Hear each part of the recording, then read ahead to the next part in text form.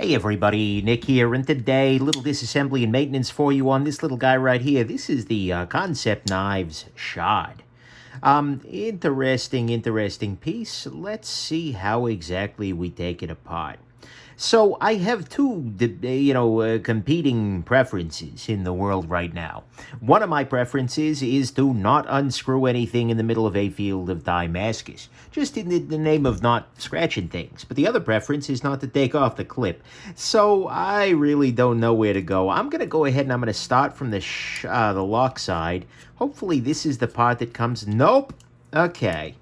So we now have the pivot is coming out from this side. So that's fine. What we're going to go ahead and do is then remove this piece of Damascus. And I'm going to do this relatively gingerly, because I'd really rather not scratch up this relatively nice piece of material. There we go. Gingerly. All I mean is being extra careful with the screwdrivers and such. That way everything comes apart nicely. Okay, that was easier than expected, but oh yeah, that makes sense, right? So Kansept Knives is a company that didn't exist until, I think it started in 2019.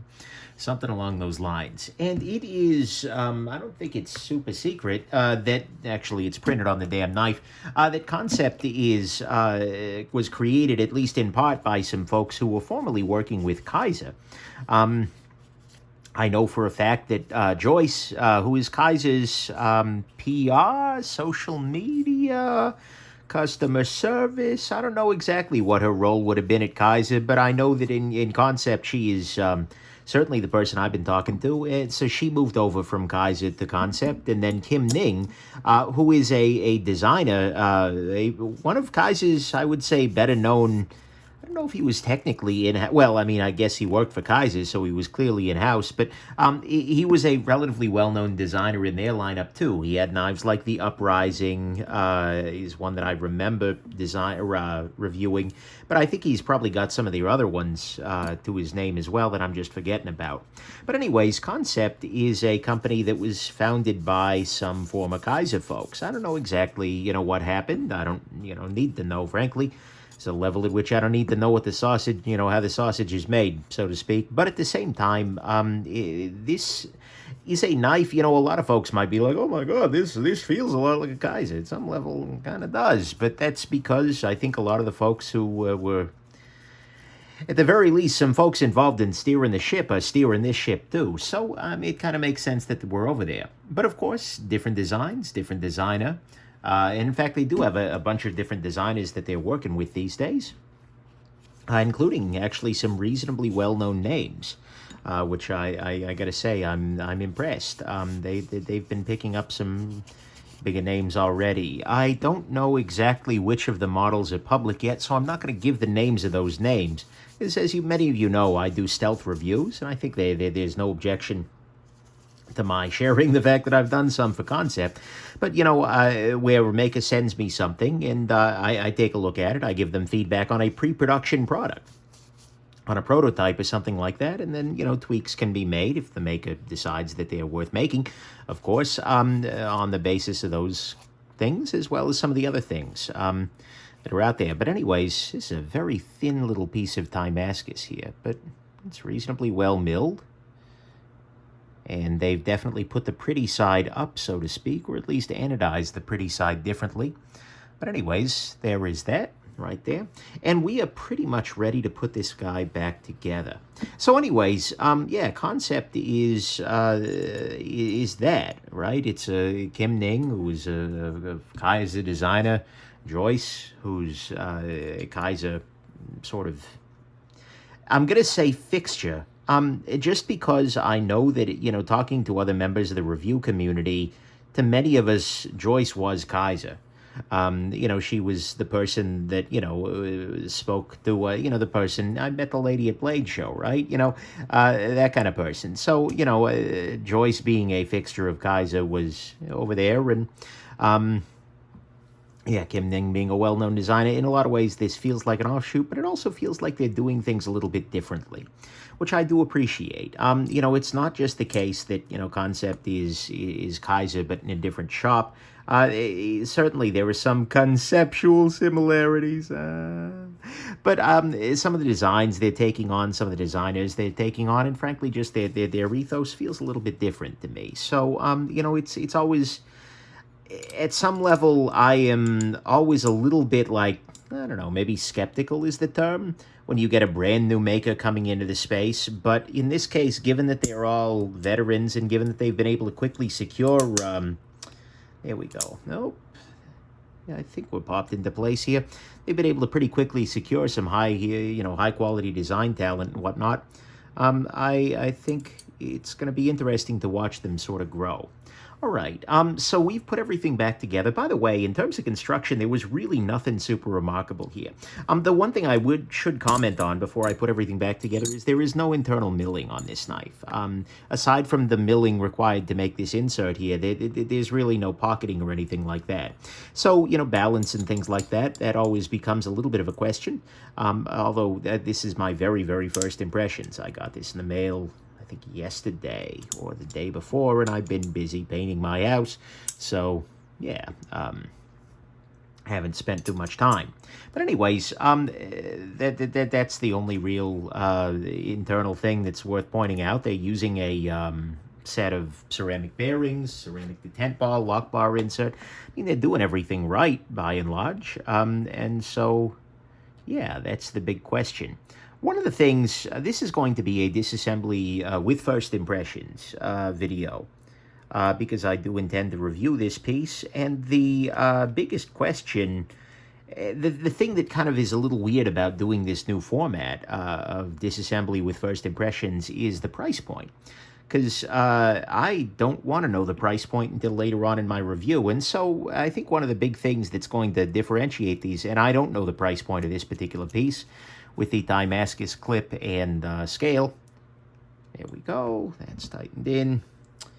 And I'm using some Loctite here, blue Loctite on a stick. And if you're ever curious about any of the tools that I'm using on this or any other disassembly, go to nickshabazz.com/tools, and you'll find a link to everything right there. But anyways, I'm very curious about where the price is going to land on this, but I don't know it yet. So as I give my first impressions here today, just remember that that's not knowledge that I've got at this point, and that could have a major effect, as you can understand. Okay, centering is right on there, no problem. Action was not bad, but is quite good. The detent is not a super snappy detent, if that makes sense. It's not like a clicky sort of, how do I put it? It's not a clicky detent, but it works. And it even feels, maybe, I wonder if I can loosen this up just a touch, and if that would have any meaningful effect. I can loosen it up just a touch. Oh yeah, that got a little faster. Yeah, the detent is plenty strong. It is smoother. It is very smooth, actually. Thinking about it carefully, it is very, very smooth. Just double checking here. As I'm doing my first impressions, one of the things you always want to, pay attention to is, where is the blade? Is it too close in this little area here? Is it too close down in this little corner here? And is it hitting backspaces or anything like that? And as you can see, hopefully I can do this for you here. Yeah, perfect. There is an angle right there where I'm able to see all three backspaces as well as the blade. And if that is the truth, then there is no way it is contacting a backspacer. The reason I even ask that is just because it has a very solid sounding close.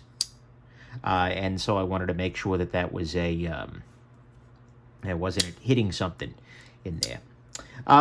Blade steel on this guy is S35VN, just so you know. And let's go on ahead, and now that we're taking apart here, let's go ahead and do some first impressions. First impressions here were actually pretty positive. I gotta say, the biggest question here, and my understanding is that there are many models of this particular piece, many colorways, I suppose. This one happens to have a Damascus, or I'm sorry, a a Titanium Damascus, I suppose. It's probably not, officially Damascus, because I think that's one particular company's trademark. I'm just using a little bit of glasses cleaning solution here to wipe off this Damascus area, get it kind of sparkling up a little. But, yeah, and a microfiber cloth.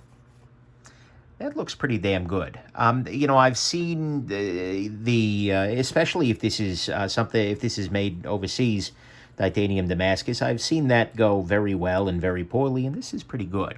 The back piece is maybe a little less interesting, but they've chosen a nice, chunk here.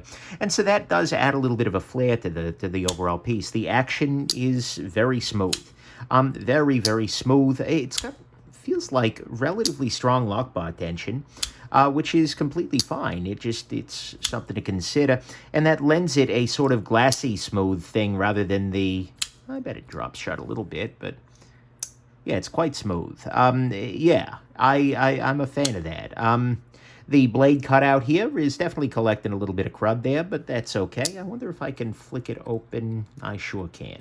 So that blade cutout is not super useful, except for a two-hand open, which I suppose you could do.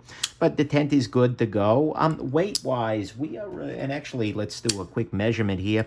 Yeah, about 3.5-inch blade on this guy, and we are coming in here, I'm going to guess, why would I guess? I'm just going to look bad. I'm going to go with 4.6 ounces. 4.14. All right, I tried, right? So it's not exactly a lightweight piece, and part of that is because of the lack of internal milling. The balance on it is not bad, right about where you'd want it to be, thereabouts, maybe a little further back. So overall, I gotta say, my impressions here were largely positive. The edge thickness, looks like there's a little tiny bit of a smile where the sharpening choil didn't get in there, but it comes down to a reasonably thin little edge here. And it works just fine. I was actually using this earlier to cut up a rubber watch band that I was sizing to my wrist. So, it cuts, which is good. That's literally its only job. But yeah. And then, of course, with any Damascus, you're going to see, as I press my finger against there, the pattern gets a little bit more dull. It stays around, but at the same time, there's a reason people, anytime you're dealing in Damascus, you keep some microfiber cloths around, so to speak, for the beauty. But nonetheless, I'm pretty well impressed. The price is going to be the big question mark here. I mean, there are prices where this is unpalatable. There are prices where this is pretty solid. And I'm currently throwing oil all over my desk, which really shouldn't shock anybody at all who is aware of me and how I function as a human. But regardless, there we go. Those are my first impressions. Largely positive. I think it's a nice design. It's solid. It's ergonomic. There seems to be a lot of goodness here and a reasonable blade and whatnot. And the big questions here are just going to be price and consistency. Always. How good are they on a regular basis? Are they always right on point? That one's harder to evaluate, but a number of reviewers have actually gotten these guys. And so, we'll see what the consensus looks like. But anyways, there you go. Hope this has been interesting to you, and have yourselves just an absolutely wonderful rest of your day. Bye now.